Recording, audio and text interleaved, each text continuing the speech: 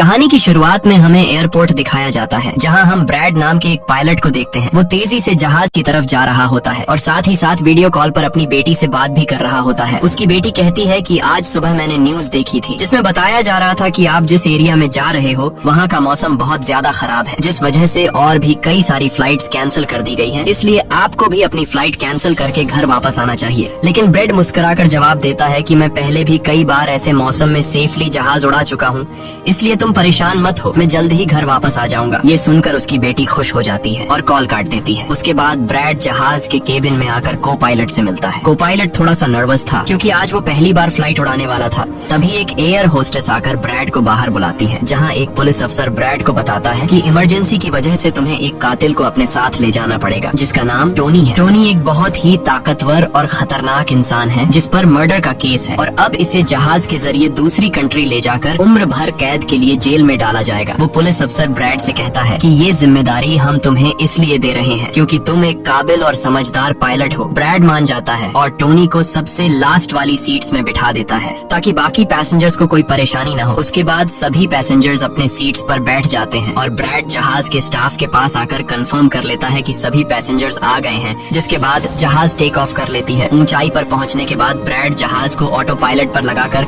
को पायलट के साथ अपनी फैमिली के बारे में बातें करने लगता है।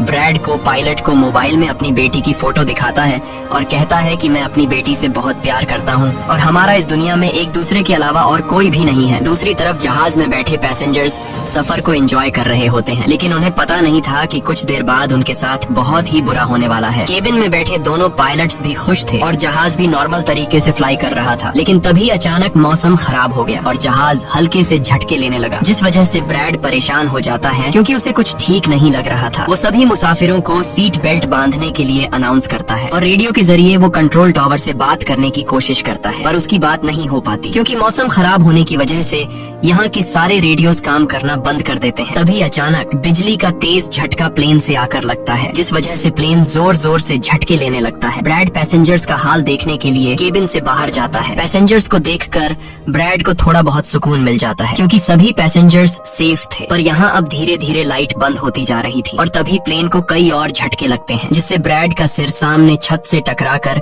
नीचे गिर जाता है और उसके माथे पर चोट लग जाती है। इस सूरत हाल को देखते हुए सभी पैसेंजर्स की हालत खराब होने लगी थी। ब्रैड जल्दी से वापस केबिन में आकर अपने साथी के साथ मिलकर प्लेन को संभालने में लग जाता है। ये उनके लिए काफी मुश्किल टाइम था। मौसम खराब होने की वजह से उन्हें आगे कुछ भी नहीं दिखाई दे रहा था। ब्रैड कहता है कि हमें प्लेन को नीचे लाना होगा क्योंकि अगर प्लेन को एक और झटका लगा तो प्लेन तबाह हो सकता है। ये लोग फौरन जहाज का अल्टीट्यूड कम करने लगते हैं और जहाज तेजी से नीचे की तरफ जाने लगता है। जहाज के अंदर मौजूद पैसेंजर्स काफी ज्यादा डरे हुए थे। तभी क्रिमिनल टोनी के साथ जो पुलिस अफसर आया होता है, उसके हाथ से मोबाइल छूट जाता है। वो अपने मोबाइल फोन को उठाने के लिए अपना सीट बेल्ट खोल लेता है, जिसकी मदद करने के लिए एक एयर होस्टेस भी अपना सीट बेल्ट खोलकर आगे आती है। अब क्योंकि प्लेन तेजी से नीचे की तरफ जा रहा था, जिस वजह से उनका सीट बेल्ट खुलते ही ये दोनों तेजी से ऊपर छत से टकरा जाते हैं। ये दोनों इतनी तेजी से छत से टकराते हैं कि उनकी तुरंत मौत हो जाती है। इतने में जहाज काफी कम अल्टीट्यूड पर आ जाता है और किसी तरह करके ये दोनों पायलट जहाज को कंट्रोल कर लेते हैं। लेकिन अब जहाज में ज्यादा पावर नहीं बची होती, इसलिए ब्रैड जहाज को एयरपोर्ट तक नहीं पहुंचा सकता था, जिस वजह से ब्रैड जहाज को नीचे लाकर समंदर में क्रैश लैंड करने का सोचता है। लेकिन तभी ये दोनों कुछ दूर एक आइलैंड देख लेते हैं, जिसके बाद ब्रैड जहाज की डायरेक्शन आइलैंड की तरफ कर लेता है और आइलैंड पर लैंड करने का फैसला करता है। कई मुश्किलों के बाद ब्रैड इस आइलैंड पर मौजूद एक रोड पर फाइनली इमरजेंसी लैंड कर लेता है। लकीली इस इमरजेंसी लैंडिंग में सभी पैसेंजर्स सही सलामत होते हैं और किसी को भी चोट नहीं आती। तभी जहाज में पीछे शॉर्ट सर्किट होता है, जिससे देखकर ब्रैड खुश हो जाता है क्योंकि जहाज में अभी भी थोड़ी बहुत बिजली बची हुई थी। सभी पैसेंजर्स के जहाज से उतरने के बाद एक एयर होस्टेस कैप्टन ब्रैड को बताती है कि क्रिमिनल टोनी को ले जाने वाला पुलिस अफसर मारा गया है और एक एयर होस्टेस भी मारी गई है। ये सुनकर ब्रैड बहुत ज्यादा मायूस हो जाता है। दूसरी तरफ एयरलाइन कंपनी का मालिक देखता है कि उसका एक जहाज अचानक गायब हो गया है क्योंकि उसने प्लेन को लैंड होते हुए नहीं देखा था और काफी देर से रेडियो खराब होने की वजह से उसका पायलट से कांटेक्ट भी नहीं हो पा रहा था। इसीलिए वो एयरलाइन कंपनी का मालिक स्कार्सडेल नाम के एक रेस्क्यू एक्सपर्ट को बुलाता है, जो ऐसे लोगों को ढूंढने का काम करता है जो मुश्किल में कहीं फंसे हुए होते हैं। एयरलाइन कंपनी का मालिक उसे कहता है कि मुझे मेरे प्लेन्स की सारी डिटेल्स चाहिए, जैसे वो कहाँ गया, उसके वर्कर्स और सभी पैसेंजर्स कहाँ हैं। जिसके बाद रेस्क्यू एक्सपर्ट अपने काम पर लग जाता है। दूसरी तरफ सारे पैसेंजर्स इस सोच में थे कि हम यहाँ क्यों उतरे हैं। ब्रैड सभी पैसेंजर्स को इकट्ठा करके समझाता है कि इमरजेंसी की वजह से हमें यहाँ उतरना पड़ा। प्लेन में अभी भी थोड़ी बहुत बिजली मौजूद है, जिसे हम बाकी चीजों को ठीक कर लेंगे। तब तक आप लोग यहाँ आराम से रहें और आप लोग घबराइएगा नहीं, बहुत जल्द हम यहाँ से निकल जाएंगे। जिसके बाद ब्रैड प्लेन के पास आकर उसे ठीक करने में लग जाता है, पर वो देखता है कि जहाज में पावर काफी कम है, इसलिए उन्हें मदद का इंतजार करना होगा। ये लोग मैप निकालकर खुद ही अपनी लोकेशन देखने लगते हैं ताकि उन्हें पता चल सके कि आखिर ये लोग किस जगह पर हैं। ब्रैड का साथी को पायलट नक्शा देखकर बताता है कि हम एक प्राइवेट आइलैंड पर फंसे हुए हैं। ये जगह बहुत ही खतरनाक है। यहाँ पर ऐसे लोग हैं जो किसी सरकार या गवर्नमेंट की बात नहीं मानते। अगर इन लोगों ने हमें पकड़ लिया तो हमारी जान खतरे में पड़ सकती है और हमारी गवर्नमेंट भी हमें नहीं बचा पाएगी। ये सुनकर ब्रैड कहता है कि अब कहीं से भी करके हमें अपनी रेस्क्यू टीम को यहाँ पर बुलाना ही होगा ताकि वो आकर हम सबको बचा लें, क्योंकि यही एक रास्ता है यहाँ से निकलने का। जिसके बाद ये दोनों मदद बुलाने के लिए रेडियो ठीक करने लगते हैं, लेकिन आसमानी बिजली के टकराने से रेडियो बिल्कुल खराब हो चुका था। अब ब्रैड सभी पैसेंजर्स के पास आकर उन्हें बताता है कि किसी खराबी की वजह से रेडियो काम नहीं कर रहा, लेकिन आप सब परेशान मत हो। ब्रैड उन्हें तसल्ली देता है कि हम आइलैंड के दूसरी साइड पर जाकर रेडियो को ढूंढेंगे और कंट्रोल टावर को अपनी लोकेशन बताकर रेस्क्यू टीम को यहाँ पर भेजने के लिए कहेंगे, जो आकर आप सब लोगों को बचा लेंगे। और यहाँ ब्रैड एक बहुत बड़ा कदम उठाता है। वो कहता है कि मेरे साथ टोनी जाएगा। ये कहकर वो टोनी की हथकड़ी खोल देता है। यहाँ ब्रैड जहाज के कोपायलट से कहता है कि तुम जहाज की पावर को रिपेयर करने के काम पर लग जाओ। मैं जल्द ही किसी भी कांटेक्ट के जरिए रेस्क्यू टीम को यहाँ तक लाने की कोशिश करूंगा। जिसके बाद टोनी और ब्रैड रेडियो ढूंढने के लिए जंगल की तरफ निकल पड़ते हैं। रास्ते में टोनी ब्रैड को उस पर भरोसा करने के लिए थैंक्स कहता है। अब हम इस आइलैंड पर रहने वाले आतंकवादी ग्रुप को देखते हैं, जिनके पास एक आदमी दौड़ कर आता है और वो आदमी उस ग्रुप के लीडर को बताता है कि यहाँ आइलैंड पर एक प्लेन आकर रुका है इमरजेंसी की वजह से और उसके अंदर बहुत सारे लोग हैं जो अलग अलग कंट्रीज से हैं। ये सुनकर ग्रुप का लीडर उस आदमी को कुछ पैसे देता है और ग्रुप का लीडर अपनी टीम से तैयार होने को कहता है। आइलैंड के जंगल में ब्रैड और टोनी आगे बढ़ रहे होते हैं। टोनी ब्रैड से पूछता है कि तुमने मुझे आजाद क्यों किया और अब मुझे कहाँ लेकर जा रहे हो। तब ब्रैड उसे कहता है क्योंकि मैं तुम्हारी वजह से सबको खतरे में नहीं डाल सकता और यहाँ एक खतरनाक आतंकवादी ग्रुप है जिसका मेरे साथ मिलकर तुम्हें सामना करना है। तब टोनी ब्रैड से कहता है कि मैं एक मिलिट्री बैकग्राउंड से हूँ और मैं यूएस मिलिट्री में कई साल ड्यूटी कर चुका हूँ। कुछ ही देर में पीछे से टोनी की आवाज आनी बंद हो जाती है। जब ब्रैड पीछे मुड़कर देखता है तो टोनी वहाँ नहीं था। वो ब्रैड से अपनी जान छुड़ाकर भाग चुका था और अब ब्रैड अकेले ही जंगल में आगे निकल पड़ता है। जंगल में आगे बढ़ते हुए ब्रैड एक खाली पड़ी फैक्ट्री में जाता है जहाँ वो एक टेलीफोन को ढूंढ लेता है, लेकिन वो पुराने जमाने का टेलीफोन खराब पड़ा हुआ था। जिसके बाद ब्रैड साइड पर लगे उस टेलीफोन के तार जोड़ने लगता है और टेलीफोन काम करने लग जाता है। ब्रैड जल्दी से कंपनी के हेल्पलाइन पर कॉल करता है। ब्रैड हेल्पलाइन को अपनी लोकेशन और सब कुछ बता देता है, लेकिन लाइन में कोई गड़बड़ी होने की वजह से सामने वाले इंसान तक उसकी आवाज ठीक से नहीं पहुंच रही होती, जिस वजह से हेल्पलाइन वाले ब्रैड की कॉल काट लेते हैं। तब ब्रैड को एक आइडिया आता है। वो अपनी बेटी को कॉल करता है और उसे अपनी लोकेशन और बाकी सारी चीजें एक पेपर पर लिखकर उसके ऑफिस तक पहुंचाने को कहता है। तभी बातचीत के दौरान पीछे से एक आदमी आकर ब्रैड पर हमला कर देता है, लेकिन ब्रैड उसे काफी मुश्किल से काबू कर लेता है और उस आदमी को मार मार कर बेहोश कर देता है। तभी ब्रैड को महसूस होता है कि एक और आदमी इस कमरे में आ रहा है, इसीलिए जल्दी से वो छिप जाता है। पर वो आदमी कोई और नहीं बल्कि टोनी था, जिसने बहुत सारे गुंडों को मारकर उनके हथियार ले लिए थे। और वो ब्रैड को आवाज देता है कि डरो मत, बाहर निकलो। फिर जब ब्रैड सामने आता है तो टोनी ब्रैड को एक बंदूक पकड़ा देता है उसकी हिफाजत के लिए। उसके बाद ये दोनों जब फैक्ट्री के नीचे वाले फ्लोर में आते हैं तो यहाँ उन्हें एक कैमरा मिलता है, कैमरा की रिकॉर्डिंग और वहाँ पड़े पासपोर्ट से इन्हें पता चलता है कि इस आइलैंड पर रहने वाले आतंकवादी लोगों को किडनैप करके उनकी फैमिली से काफी बड़ी रकम की डिमांड करते हैं। और जब किडनैप किए हुए बंदे की फैमिली की तरफ से उन्हें पैसे मिल भी जाते हैं तब भी ये लोग उसे छोड़ने के बजाय मार देते हैं। ये देखकर ब्रैड समझ जाता है कि हमारे पैसेंजर्स भी खतरे में हैं। जिसके बाद ये दोनों बाहर निकलते हैं और सामने उन्हें एक गाड़ी दिखाई देती है। ये गाड़ी उस आतंकवादी की थी जो कुछ देर पहले ब्रैड के हाथों मारा गया। अब ये दोनों बाहर खड़ी गाड़ी में बैठ जाते हैं और अपने पैसेंजर्स की तरफ जाने लगते हैं। उधर सभी पैसेंजर्स ब्रैड के इंतजार में बैठे हुए होते हैं कि ब्रैड जल्द ही उनके लिए मदद लेकर आ जाएगा। तभी उन्हें किसी गाड़ी की आवाज आती है। गाड़ी की आवाज सुनकर ये लोग खुश हो जाते हैं और ये लोग समझते हैं कि ब्रैड उनके लिए रेस्क्यू टीम बुला लिया है। लेकिन ये रेस्क्यू टीम नहीं बल्कि इस आइलैंड पर रहने वाले आतंकवादी थे। वो लोग गोलियां चलाकर सभी पैसेंजर्स को डराने लगते हैं। उन गोलियों की आवाज ब्रैड और टोनी ने भी सुन ली थी, जिसके बाद ये लोग कार की स्पीड बढ़ाकर जल्दी से प्लेन तक पहुंचने की कोशिश करते हैं। आतंकवादी ग्रुप का लीडर एयर होस्टेस से सभी यात्रियों की लिस्ट मांगता है। डर के मारे जल्दी से एयर होस्टेस उसे लिस्ट ला कर दे देती है। फिर गैंग का एक आदमी को पायलट से पूछता है कि तुम्हारा सीनियर पायलट कहाँ पर है, जिस पर को पायलट बताता है कि किसी काम से वो जंगल में गया था पर अभी तक वापस नहीं आया। तभी वहाँ पर ब्रैड और टोनी भी पहुँच जाते हैं, लेकिन ये दोनों चुपके से दूर से इन लोगों को देख रहे होते हैं। इसी दौरान एक औरत वहाँ से भागने की कोशिश करती है, पर वो लोग गोली चलाकर उसे मार देते हैं। ये देखकर ब्रैड उनकी मदद करने के लिए जाता है, पर टोनी उसे रोक लेता है और टोनी कहता है कि तुम शांत रहो, अभी जाना ठीक नहीं। गैंग का लीडर सभी पैसेंजर्स को एक बस में बैठा लेता है और गैंग का लीडर अपने 2 साथियों को वहीं छोड़कर उनसे कहता है कि जाओ, जहाज के अंदर जो भी कीमती सामान है उसे ले आओ। जिसके बाद ये लोग सभी पैसेंजर्स को अपने अड्डे पर ले जाने लगते हैं। गैंग के जाने के बाद ब्रेड टोनी पर गुस्सा करने लगता है कि वो लोग हमारे पैसेंजर्स को ले गए और तुमने मुझे जाने ही नहीं दिया। जिस पर टोनी उसे समझाता है कि वो लोग काफी ज्यादा थे, अगर तुम चले भी जाते तो इतनी बड़ी आर्मी से अकेले नहीं लड़ पाते। अब ये दोनों प्लेन की तरफ बढ़ने लगते हैं और उन दोनों गुंडों को पकड़ लेते हैं जो प्लेन से कीमती सामान चुरा रहे थे। ब्रेड गन पॉइंट पर उनसे पूछता है कि तुम्हारा लीडर पैसेंजर्स को कहाँ पर लेकर गया होगा, जिस पर वो बताता है कि यहाँ से कुछ दूर हमारा एक अड्डा है और वो सब वहीं गए होंगे। दूसरी तरफ ब्रेड की बेटी रेस्क्यू एक्सपर्ट के पास ब्रेड का लिखवाया हुआ पेपर दे देती है, जिस पर प्लेन का लोकेशन और सारी जानकारी लिखी गई होती है। रेस्क्यू एक्सपर्ट सैटेलाइट की मदद से प्लेन की लोकेशन का पता लगा लेता है। उन्हें पता चल जाता है कि प्लेन एक आइलैंड पर फंसा हुआ है और उन्हें ये भी पता चल जाता है कि इस आइलैंड पर एक खतरनाक आतंकवादी ग्रुप है। इसके बाद वो रेस्क्यू ऑफिसर अपनी एक प्राइवेट आर्मी के कैप्टन को कॉल करता है और उसे ये सारी सिचुएशन समझाकर उस आइलैंड पर जाने को कहता है। प्राइवेट आर्मी का कैप्टन मान जाता है और अपने साथियों के साथ एक पैसों का भरा हुआ बैग और कई सारे वेपन्स के बैग गाड़ी में लोड करके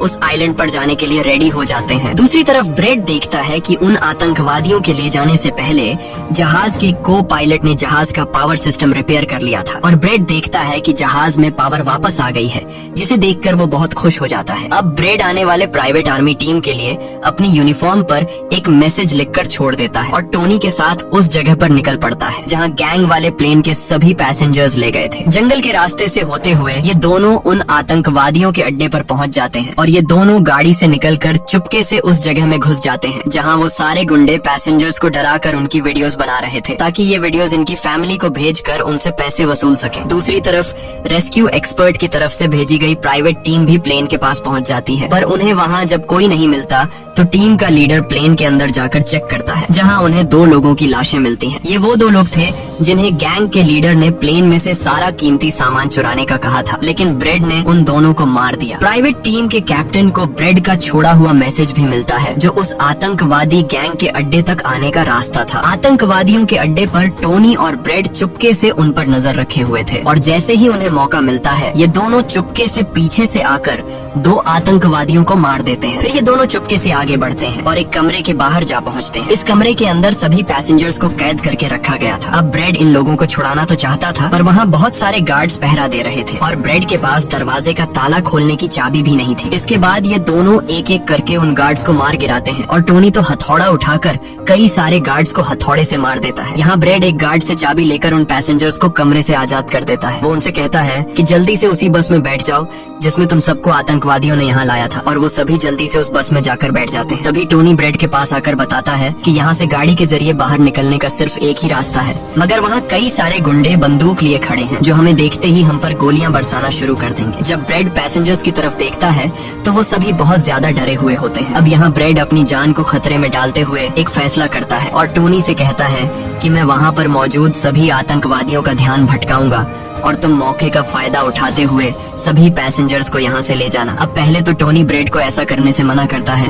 वो कहता है कि ऐसा करने से वो लोग तुम्हें मार देंगे, लेकिन ब्रेड कहता है कि इसके अलावा हमारे पास और कोई दूसरा रास्ता नहीं है। ये सुनकर टोनी मान जाता है। ब्रेड वहाँ से निकलकर आतंकवादियों के पास आता है। वहाँ ब्रेड गैंग के लीडर से बात करता है कि मैंने हेल्प के लिए इन्फॉर्म कर दिया है, जल्द ही यहाँ पर रेस्क्यू टीम आ जाएगी, इसलिए सभी पैसेंजर्स को यहाँ से जाने दो। ये सुनकर सभी गैंग वाले ब्रेड पर हंस पड़ते हैं और ब्रेड को पीटने लग जाते हैं। गैंग का हेड कहता है कि ऐसे कैसे छोड़ दूं, पैसों के बिना मैं किसी को नहीं छोड़ता। और अब जैसे ही ये लोग ब्रेड को मारने वाले होते हैं तभी वहाँ पर प्राइवेट रेस्क्यू टीम टीम पहुंचकर आतंकवादियों पर हमला कर देती है और काफी देर तक गोलीबारी करने के बाद गैंग के कई सारे लोगों को मारकर वो ब्रेड को छुड़ा लेते हैं और ब्रेड को बस में उठाकर यहाँ से निकल जाते हैं। यहाँ गैंग का लीडर देखता है कि उसके कई सारे साथियों के साथ उसका छोटा भाई भी मारा गया। ये देखकर वो बहुत ज्यादा गुस्सा हो जाता है और कसम उठाकर कहता है कि वो इन लोगों में से एक को भी नहीं छोड़ेगा और सभी को चुन चुन कर मारेगा। इसके बाद वो अपनी टीम से कहता है कि जल्दी से तैयारी कर लो, हम जल्द ही इन लोगों को मारने के लिए निकलेंगे। बस में प्राइवेट टीम का कैप्टन सभी को बताता है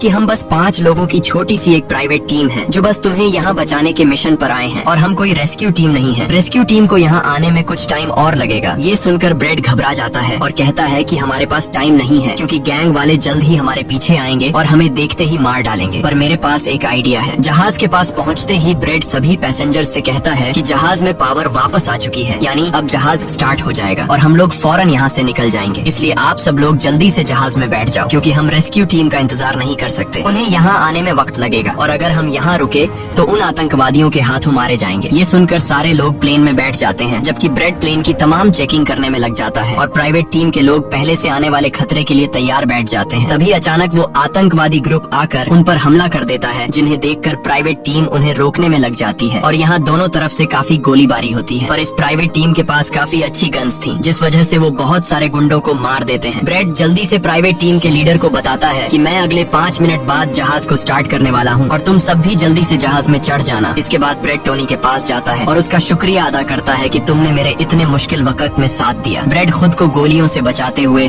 अंदर जहाज में आकर अपने केबिन में बैठ जाता है और अपने साथी को पायलट के साथ मिलकर प्लेन को स्टार्ट करने में लग जाता है। उधर टोनी के पास गोलियां खत्म हो जाती हैं और जब वो बुलेट्स ढूंढने के लिए प्राइवेट टीम का बैग चेक करता है तो उसे वहाँ पैसों से भरा हुआ एक बैग मिलता है। लेकिन इस वक्त टोनी पैसों को छोड़कर दूसरी बैग से गोलियां निकालकर दोबारा आतंकवादियों से लड़ने लगता है। यहाँ तब तक ब्रेड भी प्लेन को राइट साइड पर घुमा देता है। अब प्राइवेट टीम के सोल्जर्स भी एक एक करके जहाज में चढ़ने लगते हैं और टोनी उन्हें कवर फायर देता है। पावर आने की वजह से रेडियो भी काम करने लग जाता है। अब ब्रेड को प्लेन कंपनी का मालिक बताता है कि मैं तुम्हें कोई सुरक्षित जगह बता दूंगा जहाँ तुम जा सकते हो। अब सभी लोग जहाज में चढ़ जाते हैं पर टोनी नहीं चढ़ता। वो पैसों से भरा बैग लेकर वहाँ से भागने लगता है क्योंकि अगर वो इनके साथ प्लेन में वापस गया तो पुलिस वाले उसे फिर से पकड़कर जेल में डाल देंगे। गैंग का लीडर अपने साथियों को मरता हुआ देखकर गुस्से से पागल हो जाता है। वो प्लेन के सामने रॉकेट लॉन्चर लाकर उन्हें एक ही झटके में उड़ाने का सोचता है, लेकिन सही टाइम पर टोनी उसे देख लेता है। अब टोनी जल्दी से बंदूक उठाकर उसे शूट करके मार देता है और सभी लोगों की जान बचा लेता है। ये देखकर ब्रेड टोनी के इस काम से बहुत खुश हो जाता है और ब्रेड अपनी पूरी ताकत लगाकर प्लेन उड़ाने में कामयाब हो ही जाता है। ये देखकर टोनी सभी पैसेंजर्स और ब्रेड के लिए खुश होता है और पैसों का भरा हुआ बैग लेकर जंगल की तरफ भाग जाता है। ब्रेड जहाज को इस आइलैंड से दूर ले जाता है और जहाज का मालिक उसे एक एयरपोर्ट के बारे में बताता है जहां ये लोग जा सकते थे, जो अब इनके काफी करीब था। ब्रेड एयरलाइन कंपनी के मालिक की बताई हुई जगह की तरफ जहाज को ले जाता है, लेकिन तभी एक बार फिर जहाज के इंजन में आग लग जाती है और जहाज तबाह होने लगता है। इसलिए ब्रेड दोबारा से इमरजेंसी वार्निंग ऑन करता है और धीरे धीरे जहाज को नीचे रनवे पर लाने की कोशिश करता है। फाइनली बड़ी मुश्किल के बाद ब्रेड जहाज को रनवे पर उतार देता है और सब लोगों की जान बच जाती है। ब्रेड और उसका साथी को पायलट काफी खुश हो जाते हैं। उधर प्लेन कंपनी का मालिक और उसकी टीम भी बेहद खुश थी। अब ब्रेड पैसेंजर्स का हाल देखने के लिए पीछे जाता है तो वो देखता है कि सभी पैसेंजर्स सेफ हैं और ये देखकर उसके दिल को सुकून मिल जाता है। वहाँ खड़े सभी पैसेंजर्स ब्रेड के लिए तालियां बजाने लगते हैं और ब्रेड का शुक्रिया अदा करते हैं। कुछ ही देर में वहाँ उनके लिए रेस्क्यू टीम भी आ जाती है, जिसे देखकर सभी पैसेंजर्स खुश हो जाते हैं। यहाँ ब्रेड सभी पैसेंजर्स को रेस्क्यू टीम के साथ भेज देता है और कैप्टन फाइनली सुकून की सांस लेते हुए जहाज की सीढ़ियों पर बैठकर अपनी बेटी से कॉल पर बात करता है। इसी के साथ ये कहानी खत्म हो जाती है। अगर आपको वीडियो अच्छी लगी हो तो हमारे चैनल को सब्सक्राइब और वीडियो को लाइक जरूर कीजिएगा।